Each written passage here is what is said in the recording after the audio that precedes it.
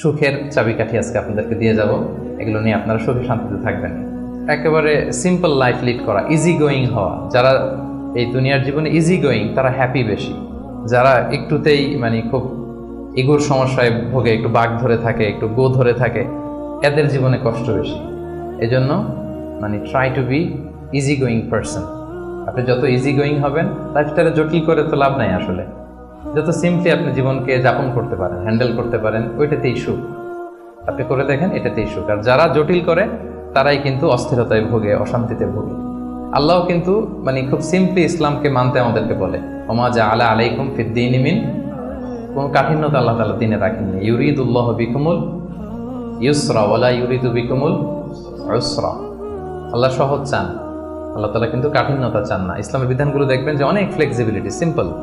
দাঁড়িয়ে নামাজ পড়াকে ফরজ করা হয়েছে, পড়তে পারেন না, বসে পড়লে আল্লাহ তাআলা কবুল করছেন।